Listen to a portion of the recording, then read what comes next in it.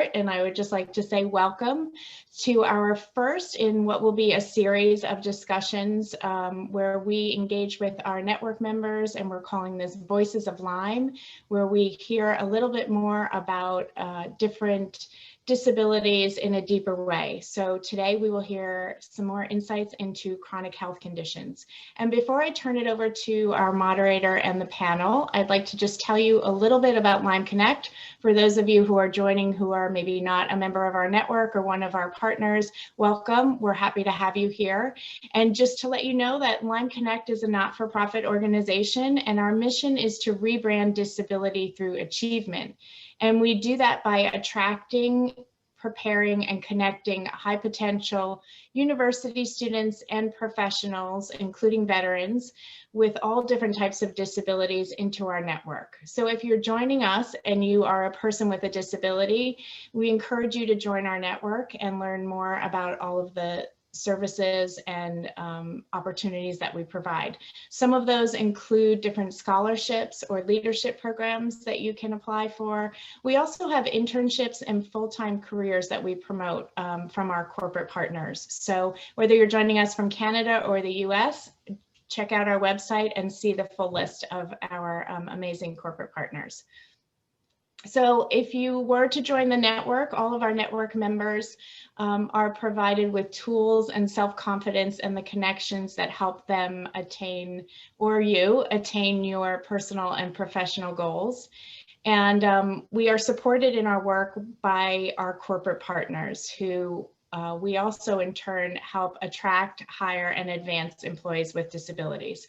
So all of us collectively, including those of you who are joining the call today, are really working to break stereotypes and lead companies and really the communities of all sizes and locations to understand the importance of and fully value the diverse perspectives, talents, and strengths that employees with disabilities bring to the workplace and to the world.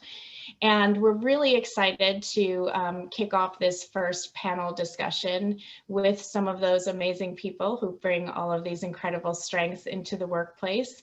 And I would like to first introduce and welcome our Lyme Connect board member, Suzanne Gauron, who is also a managing director at Goldman Sachs. And she's going to tell a little bit about her own personal journey with disability and also moderate this panel and introduce us to the panelists. So I will stop sharing my screen and turn it over to Suzanne. Thank you so much, Renee. Thank you all for being here today.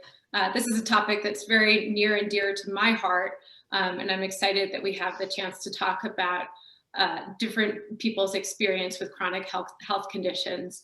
I'm here both as a board member of Lyme. I've been working with Lyme for over a decade, but also as someone who's lived with a chronic health condition since my early teens.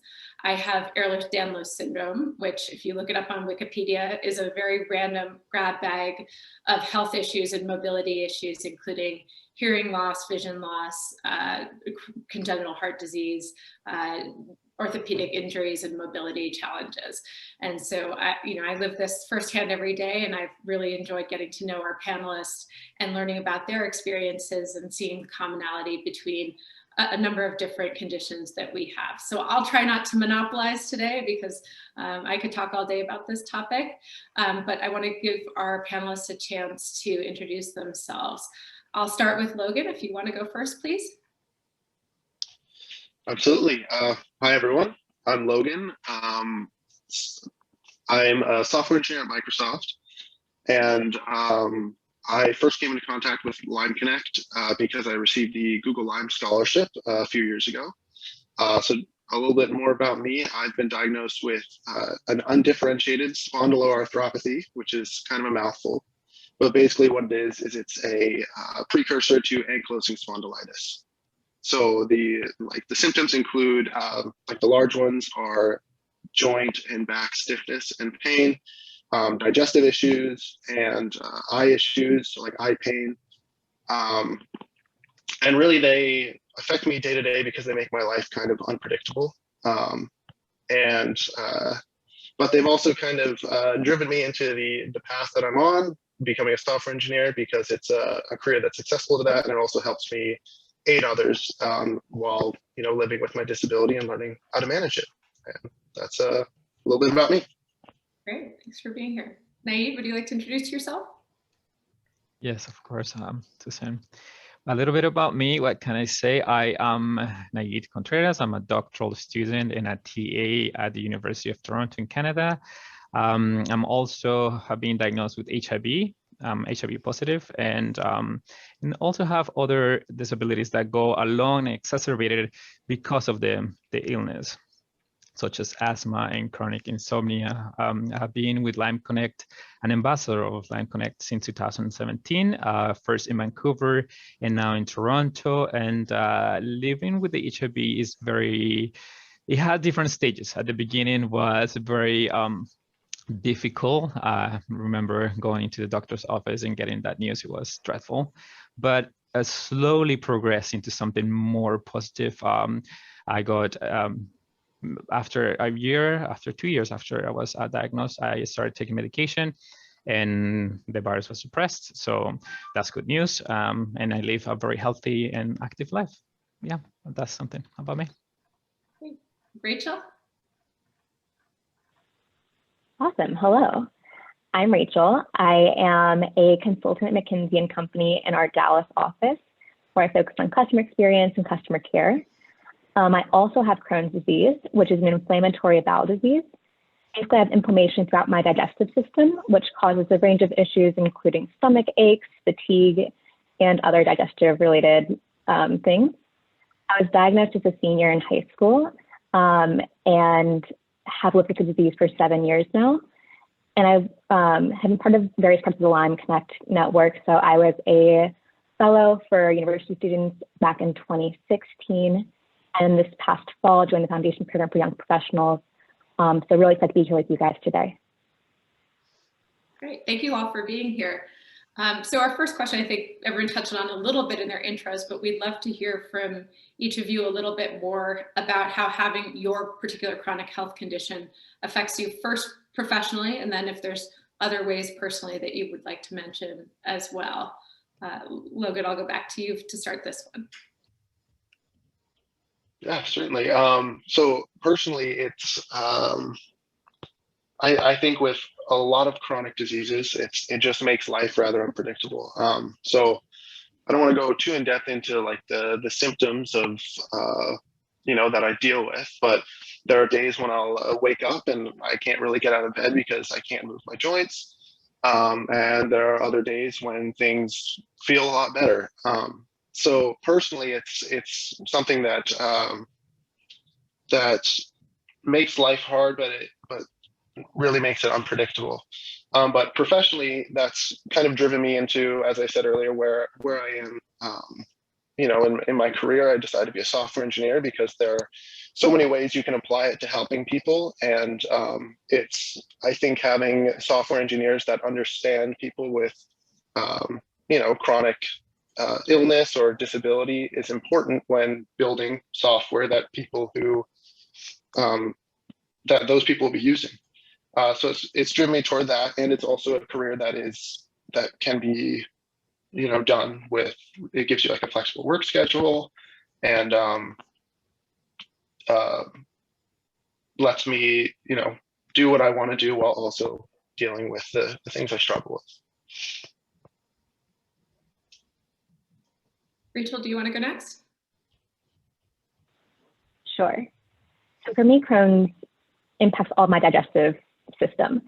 And so I never really realized until I was diagnosed how much our social lives revolve around eating and food. So these are things that I think about every day, every meal, all the time. In terms of professionally, it really has given me, I think, like more empathy and a more open-minded approach and creativity in my work. And then I think there's also this element of being able to proactively manage, all the kind of stresses of professional life and do that more because I have other conditions on top of my normal day-to-day. Well, in my case, living with HIV, well, as we all know, it's a virus that attacks the immune system. So At the beginning, like I mentioned before, it was very difficult and I didn't want to accept the reality of being diagnosed. So that was 2 years of trying to deal with that. And then I went into medication. So that suppressed the virus. And I started talking to the doctor, educating myself. And after that period of education, then I was able to use my own experience, and I decided, I was doing my master's back then, so I decided to do my research on that field, HIV prevention, HIV with other intersectionalities with poverty, medicine, in literature and cinema as well, trying to find different ways that people deal with HIV. And now in my doctoral work, I've also tried to incorporate that as well. Professionally, I had to ask for accommodation at the university level with human resources.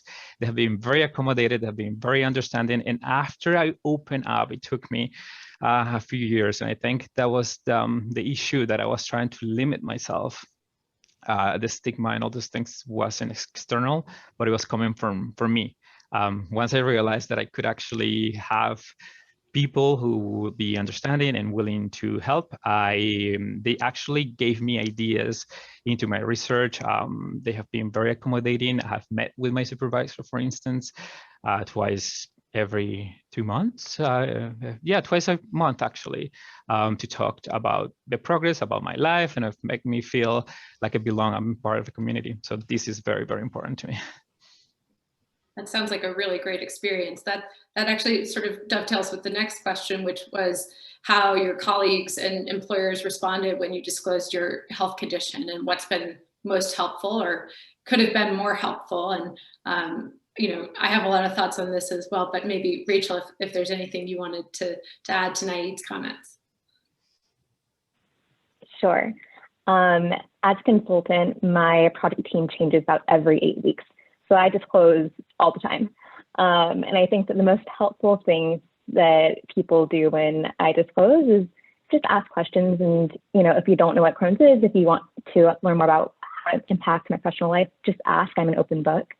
I think that trying to offer advice for treatment needs that are, we've all had so many doctors in our lives, and, we have enough of that outside. But if you can be a support to us and be curious and open-minded, that's the best thing you can do. Logan, any thoughts from you on this? I don't have too much to add. That was pretty darn good. The one thing that I would like to add from an employer standpoint is it's really important to understand as an employer that people who struggle with these kinds of things, if they're not given the opportunity to take care of them, that they aren't going to be able to perform in their jobs or in their roles. And I think that companies that understand that are companies that really allow employees who struggle with disabilities to succeed. I think that's very important. I think that's a great reminder as well. The only thing I would add too is from my own experience, I think it's not just about disability, but the human mind is very comfortable with things that are defined and limited. And something about the unpredictability of having a health condition is it's sort of variable and unlimited. So people want you to be better, or they want this to be all the things that you have happening to you. So for me, I have like a whole assortment of different casts that I wear on different parts of my body at various times. And people will say, but that was your left wrist, and now you have your right wrist too. Like how much is enough? And I'm like, I don't know either.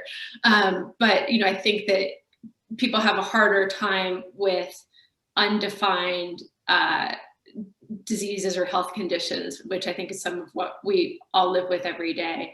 And I just really connect with Rachel's comments that it's about, being understanding and meeting people where they are. So maybe moving on to the next question, which is around accommodations or support factors that you've experienced that have been most helpful for you. And also maybe how you arrived at those, whether people provided help and research around finding the right solutions for you. Rachel, do you want to take that one? I am happy to. One of the big things that has helped me at McKinsey is just a sense of community. When I came in consulting, I didn't know anyone else with disability, and it wasn't really visible at all to me. And so I kind of started thinking, well, maybe consultants just don't have disabilities. Maybe this job is too much for people like me to handle. What I didn't realize is that 90% of disabilities are invisible. And there's a big community of consultants that have disabilities and do this job and travel every day. And I just wasn't seeing it. So getting plugged into our affinity group called Access McKinsey was a really fundamental part of my professional experience. And getting that kind of, from a group that was forgotten about and not really active, something that was really active and inclusive and a vibrant community has been a big factor in just feeling included, like I have people to lean on. And on the same note too, it's not all people with chronic health conditions, it's people with a very wide array of disabilities, but just having a sense of that there are other people who are battling the same things and encountering the same, not even the same, different, but similar type of issues and thoughts and worries is just really helpful. That's great to hear. Naid, what are some of the things that have worked for you, and how did you navigate finding those accommodations? Yeah, one of the things that I have to come to realize is that in order to be able and to be comfortable to share my own experiences, I had to be ready. Myself had to be ready first. I had to be ready first, and that took me a while. And that's okay. You have to come to realize that every experience in dealing with a chronic illness and a disability takes time. So once that period passed, then I realized that I could open up to my coworkers, my supervisors, and they were very understanding of the situations. They reacted with kindness, very open. They actually suggested the procedures to navigate within the company, the ways I could actually get help. They redirected me to human resources, like I said before. Within the human resources, they called me, they gave me the right forms to fill. So that was very guiding of them. At the same time, they suggested, oh, do you need an ergonomic chair? Do you need a mouse? Do you need this and that? Which was pretty thoughtful of them as well. And I said, well, I have already bought my own headset, for instance, but I don't need one right now. And then I said, that's okay. You can actually claim it through your taxes, which was something very, I don't know. Those things mattered to me. It's like they are really putting an effort, making an effort into helping others, putting themselves into that situation, creating policies within the companies, within the institutions such big as universities to try to help.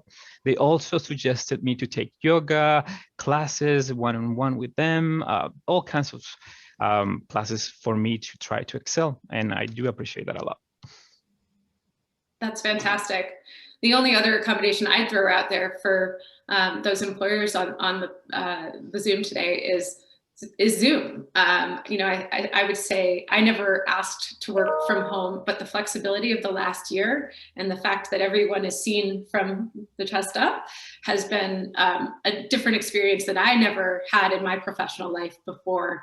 And I'm hopeful that as organizations think about going back in our post-COVID world, that there's more awareness and flexibility for everyone, and that's more leveling for people with disabilities as not the only people who need to find reasons to be able to work virtually. So I'm hopeful for that. I guess we've got to be hopeful for certain things at this point. Maybe a little bit as well about life accommodations. This is my favorite question because I feel like we all have to hack our lives to be successful professionally and personally. So I'd love to hear a little bit about some of the things that are most important non-negotiables for each of you. Logan, do you want to start that one off?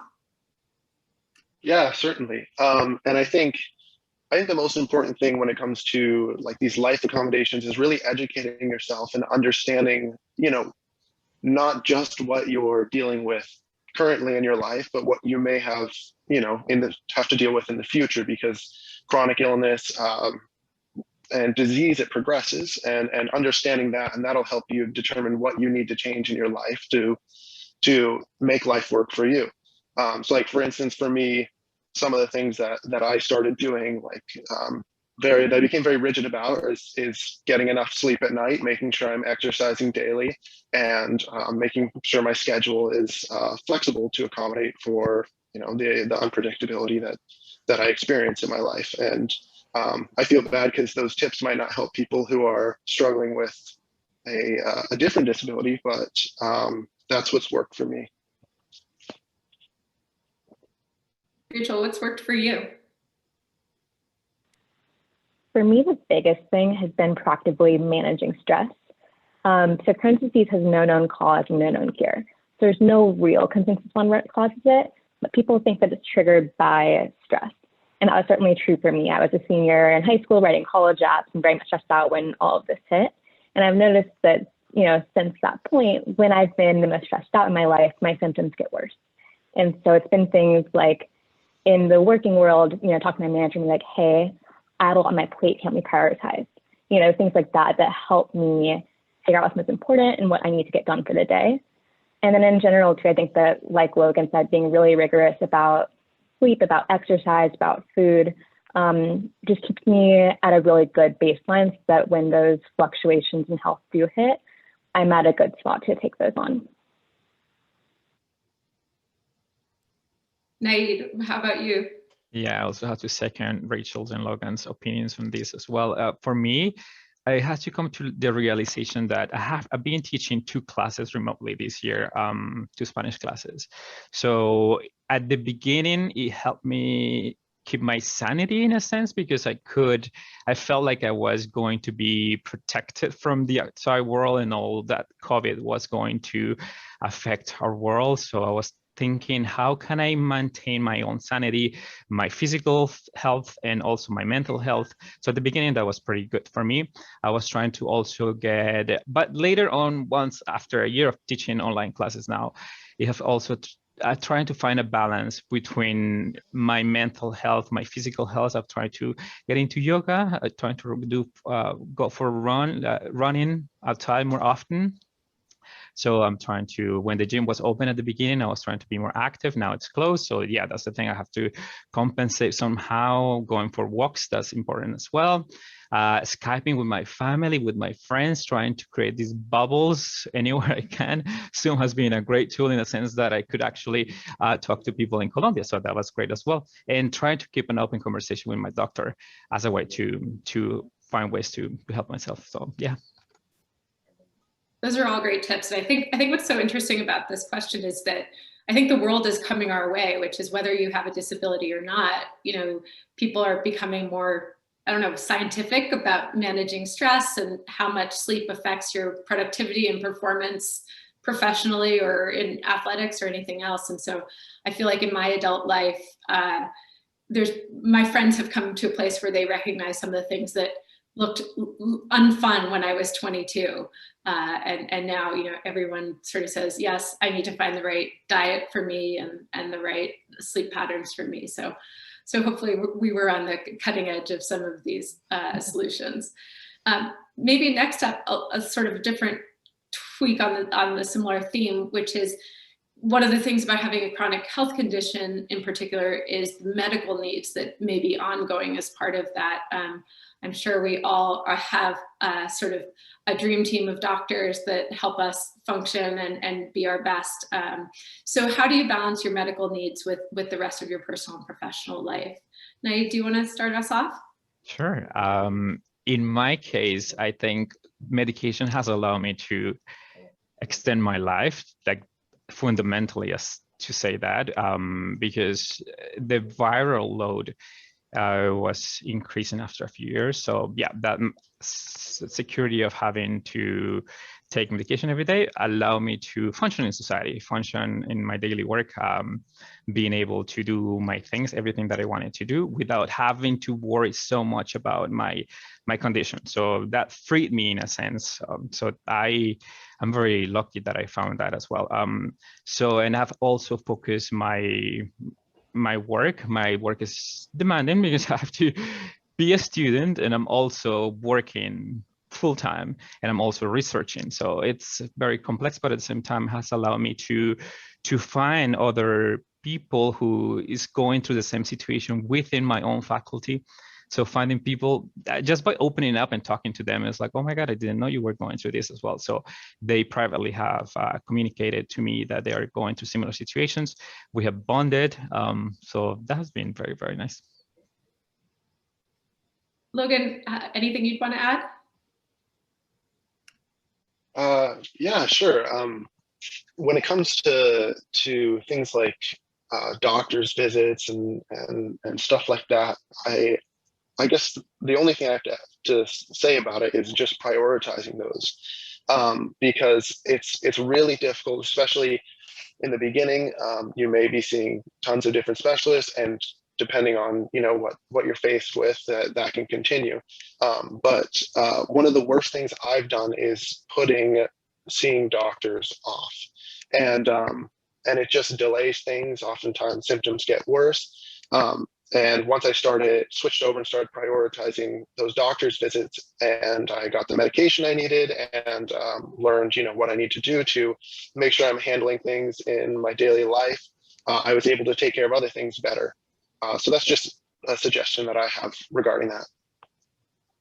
Great suggestion and reminder. So the next question goes to a phrase somebody already used, which is unpredictable. I think we all live with a lot of unpredictability. How do you deal with the mental health aspects of having an unpredictable health condition? Rachel, do you want to start? Sure.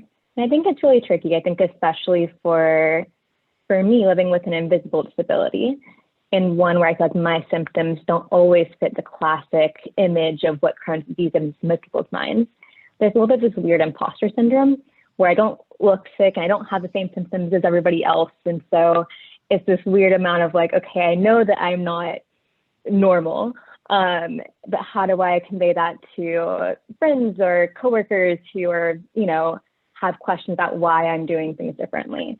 And so it's been just a big journey in terms of building confidence and knowing that my path may look different or may not look like the typical image of disability, and that's okay. So I think that's been a journey, and I'm not, all the way there yet, but it's a work in progress.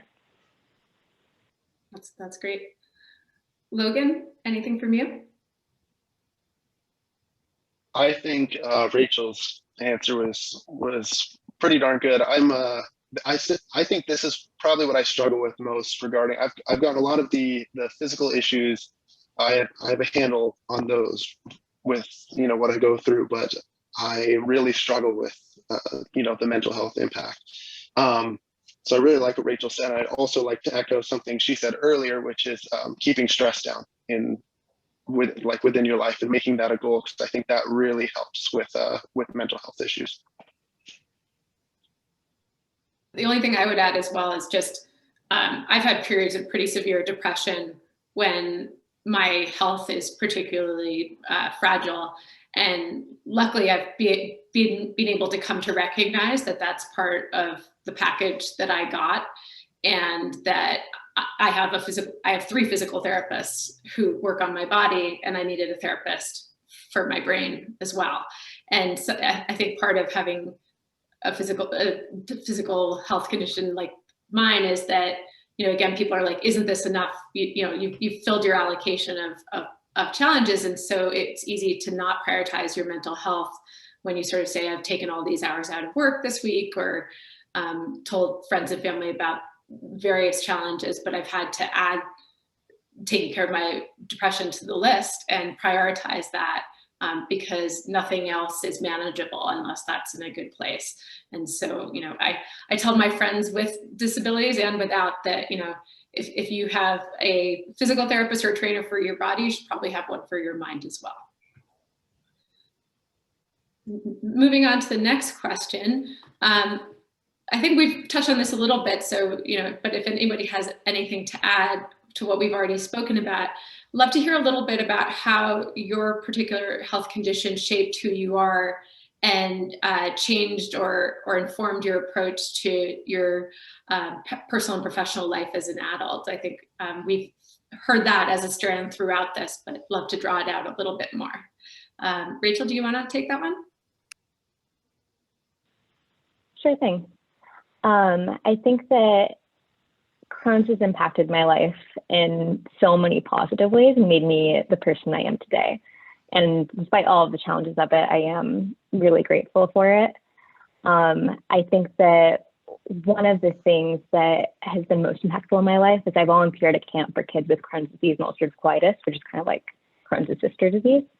And being able to use my experience to help younger kids navigate some of the challenges they're facing earlier on in their lives has just given me a lot of perspective and empathy, open-mindedness, creativity in terms of, you know, being able to understand someone else's challenges and help them navigate those little things that they would otherwise kind of battle on their own is really impactful, and it impacts a lot of the work I do today in my job too. So within the customer experience, customer care world, it's using a lot of design thinking and empathy to really walk in the customer's shoes and figure out how to make things really easy and seamless and better for them. So I think that those skills are transferable personally and professionally.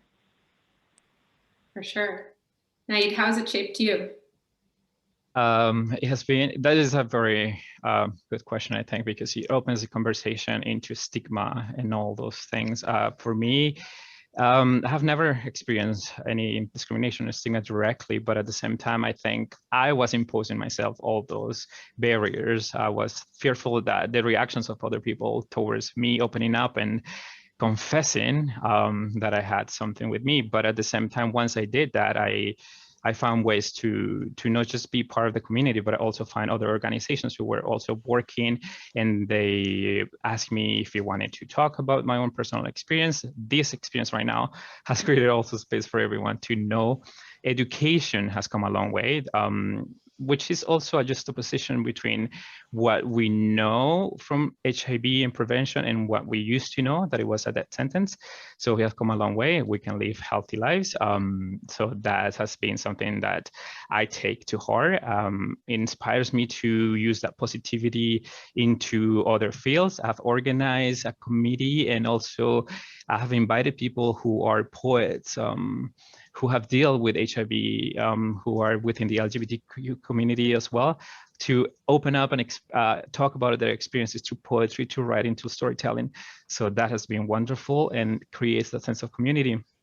And I wanted to refer back to a point that it was illustrated earlier, in which we were talking about the negative effects as well. So yes, I do agree with you, Suzanne. Like, having to deal with depression is one of the darkest things that we do once in a while, and some days are on and some days are off. Some days are very manageable, some days are really hard for me. So in a sense, I have to learn to identify when it's coming, when that sensation, those feelings are coming, and have to reach out. Yeah, that's a great point. The only thing I would add too is, you know, I've had time to reflect ahead of this panel, and I think one of the things that having my health condition has affected most is me as a manager of people as I've become more senior in my career, and just meeting people where they are, not necessarily always people on my team with disabilities, sometimes people with other challenges in their life. And, you know, I guess you can't self-review on this, but I hope that it's made me able to walk in other people's shoes a little bit more. And also I've tried over time to be more open about the real reasons why, hey, this is why I'm not at work today. This is why I'm on Zoom. This is why I'm going home early. You know, to allow other people to make those choices that they need to make, that will allow them to be, you know, successful both professionally, but also personally. And that's something I feel very dedicated to, and it's a way that I find meaning in my work and in my health. Maybe going on to a little bit of advice for our audience. What do you wish everyone knew about living with your health condition or with chronic health conditions in general? What advice would you give those who are looking to support friends and family or their employees with a chronic health condition? Rachel, do you want to start it off? Sure, and that's a really great question. I think that, like people said on this, you know, Logan and Suzanne, you all have echoed this, that it's unpredictable. Every day is a little bit different, and even month to month, you know, treatments and all of that, how I'm handling my health is different. So just being flexible, being open, and being understanding, and being curious too. Just always asking questions and approaching with an open mind is the best thing you can do. For sure. Logan, any thoughts? Yeah, I agree with what Rachel said. I'd also like to add that whether or not you're living with like a chronic health condition, everybody goes through something, and everybody has something that they struggle with. And coming to realize that you like using your experience from what you struggle with to try and empathize and understand what somebody else might be going through really helps as someone who you know, might be supporting a loved one or something like that. Yeah. Definitely. I wonder if any of you have found this too, which is that I always find sometimes people feel like asking me questions will be very emotional about my condition.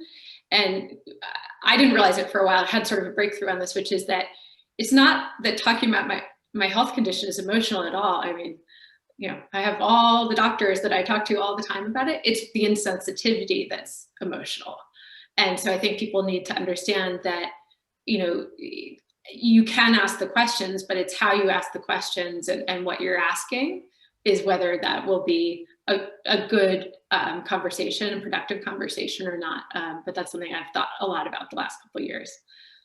Yeah, and if I could add to that, just really quickly, if you have like a loved one or a close friend or something, and you know what they struggle with or what their condition might be, researching it and coming to better know it is I think an excellent thing to do, because that insensitivity really comes from ignorance and not understanding something. Totally agree. Wikipedia is everyone's friend. The last question before we turn over to some questions from the audience is, what advice can you give to those joining this webinar who are living with a chronic health condition? I think there's already been great advice, but sort of last words and thoughts from anybody? Logan, do you have anything you'd want to offer? Yeah, sure. Just two things that I suggest. The first one is just knowing that you aren't alone. That there are other people who struggle with, it might not be the same exact thing, but they struggle with similar things.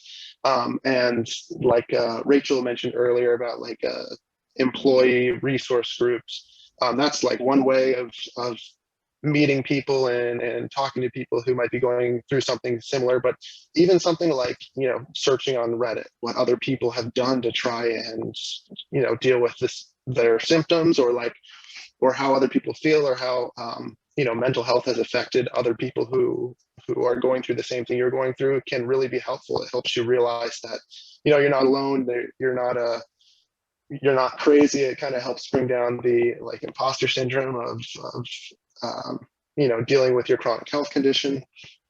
So knowing you're not alone is one thing, and then the second thing is don't be afraid to talk about your disability, because like I said earlier, I think insensitivity comes from people being ignorant, and as someone who has experienced the things you've experienced, something that you can do that's helpful is educate other people about what you're going through, how they can help. And oftentimes talking about chronic health conditions seems kind of taboo, but I think as someone who has it, if you start talking about it, it makes it so that isn't the case. And I know it isn't always easy to do that, but I do think it's important.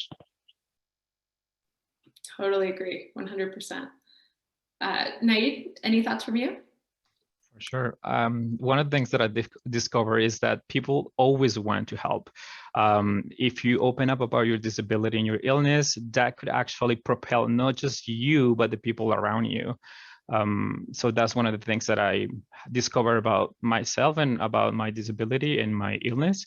I channeled that energy into research. I've tried to, through my work, trying to help other people.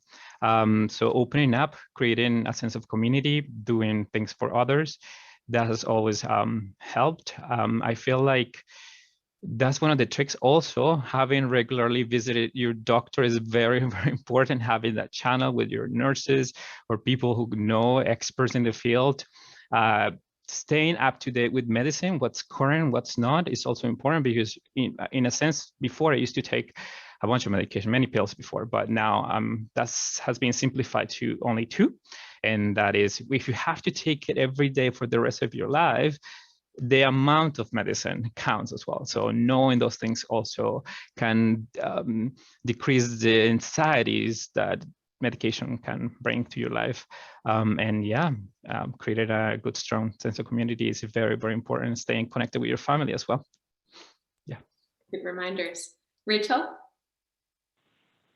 I think the one thing that I would add, and Logan and Naeed have amazing advice, is one thing that's helped me is learning how to translate the problems I'm having into actual like root causes and solutions. So things like, I find it really hard to travel with disability is hard for someone to help me solve.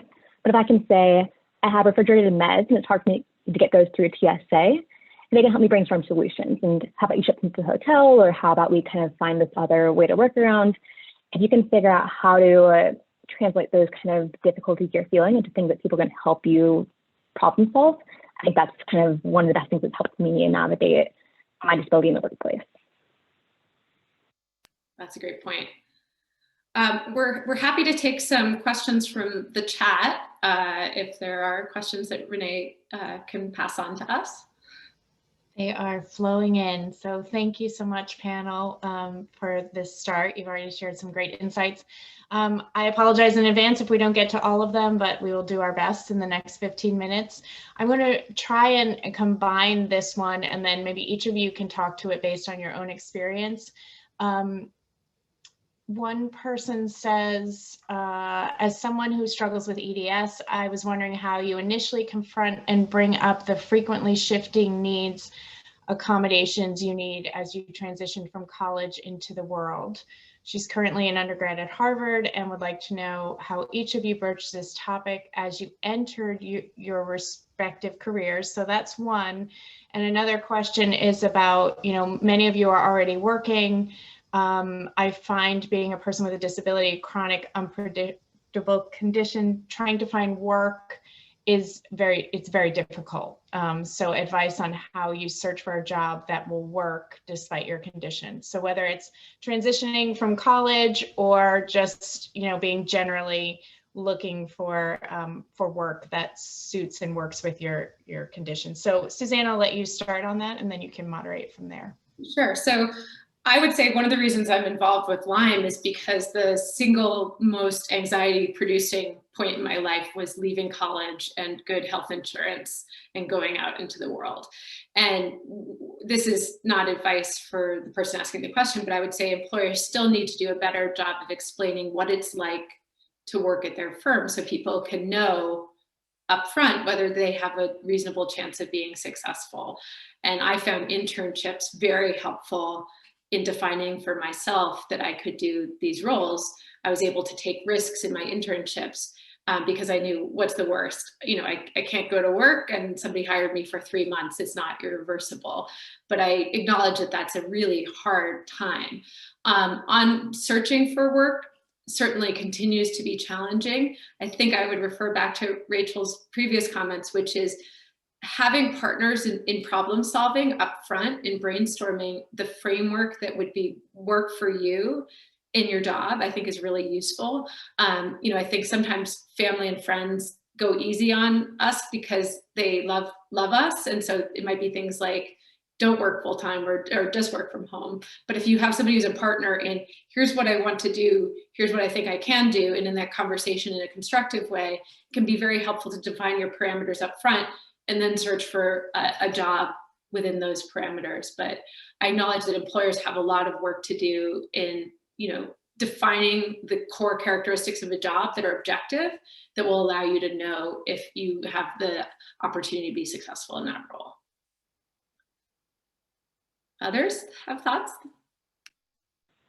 I could jump in. I would say that for the people who are looking into getting and finding a new job after their studies, is Lyme Connect does a great job with that. I think Lyme, probably you, Suzanne, and Renee can talk about these things better than me, but there is a job posting which you can actually go and search for not just jobs, but also companies who have this sensitivity and have thought through the process of applying with a disability or with a chronic illness. So in a sense, this is already done for you. It's already people and companies have bridged the gap between you trying to find the right place, the right job, because it's not just you, but it's also your family, your life, your future. So these gaps is a little bit of a bridge between those two.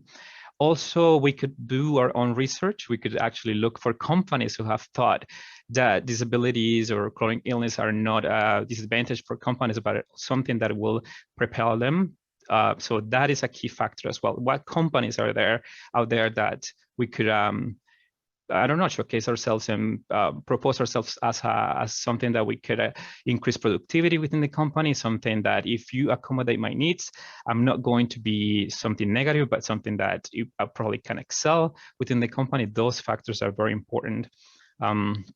And also being attentive. Some companies really want to do the job. They really want to learn. So yes, finding those companies that are willing to do the job and are actually doing the job. And they sometimes showcase people on their websites. So that's also a hint. So watch out for that as well.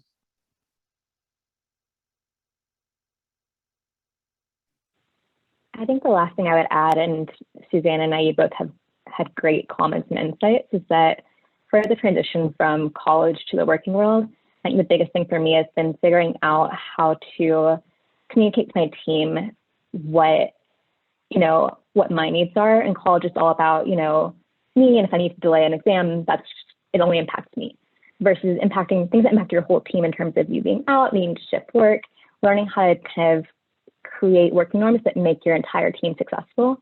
Has been a bit of a mindset shift for me, and it's been really important. Logan, anything you want to add here? I don't think so. I think they covered it pretty well. So I'll leave it be. Okay. Okay. Thanks all. And do any of the panelists have any advice on how to prepare both mentally and physically for a return to the workplace after a break?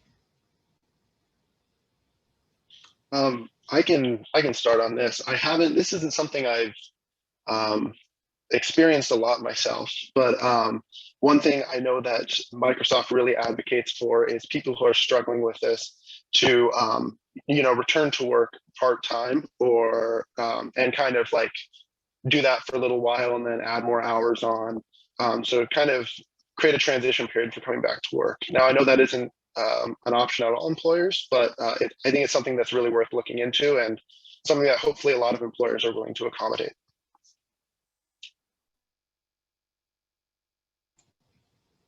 Any other? Something I would add there is, I think Logan's point is great, which is not all firms communicate broadly the resources that they have in these instances, and people with disabilities aren't the only ones coming back to work after a break. And so there may be more resources out there than you think, and it's worth asking questions, not just, what is the offering, but open-ended questions around what resources have other people like me been able to take advantage of, and take it as a series of questions as opposed to a given that yesterday was no work and today is all the work.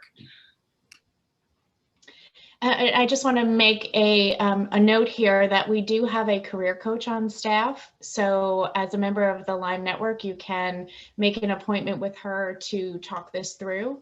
And this is what we do day in, day out. So it's a good opportunity for you to kind of explore your options on how to have that disclosure conversation, how to ask for the accommodations that you need. And, we can help you work through that a little bit. Suzanne, I'm going to pose this to you as an HR manager. As a manager. The question is, what are 2 or 3 solid ways for HR teams or leaders to acknowledge and accommodate employee health-based needs discreetly during the onboarding process and throughout employment, while also respecting an employee's right to privacy? So Suzanne, as a manager, starting with you, maybe you have some perspective on that. And then if the rest of the panel has any experience on how their managers maybe handled that. So I would say 2 things here, informed by only ever having worked at one company. The first is to make sure that HR is partnering with managers, because I think one of the things you find the most is especially new staff members not knowing who to go to. And the obvious person to go to is your direct manager, but they should and may want to refer you to HR if the employee is more comfortable having that discussion with HR than with their manager. So you have to have clearly navigable processes up front so people know the face and the name of the person to go to.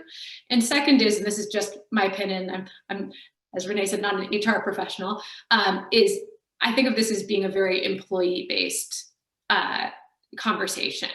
I think this is where most things with disability come back to, which is every person is different, and the level of openness, the level of communication, how much they may want it visible to others is up to them. And so I think the best thing that someone in HR can do is say, we can deliver these accommodations. What is comfortable for you? Would you like to have a conversation with your team about this, or would you be more comfortable if we did? You have choices and options, and we're here to partner with you on that. And so I think that that takes a little extra thought and getting to know the person, but I've found those to be the most useful interactions. Anything others would add?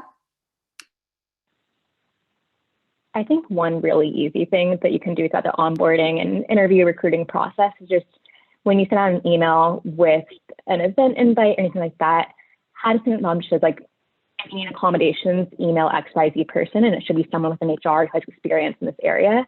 That just lifts a little bit of the barrier and the stress off the person who's asking for an accommodation and makes it really easy for them. Yeah, and I'll add to that, a lot of events or job applications that I've, registered for, applied for, they have a field that says, like that allows you to tell them what your disability is and what accommodations you may need without even having to talk to someone. And then that only goes to people who are in charge of taking care of that. And I think it's really important that companies have that.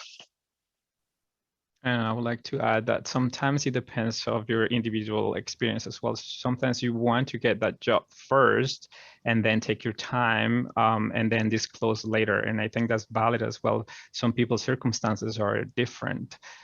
So you could start with a disability which is not so pronounced and then develop into something later on without even knowing progressively that it's getting worse or probably better. So in a sense, that flexibility of being able to open up later and ask about what kind of accommodations and how you could work better later on after you get the job is also smart.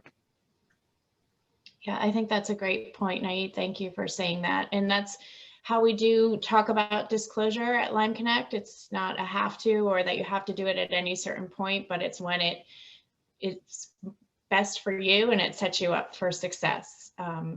So again, we have more programming around that.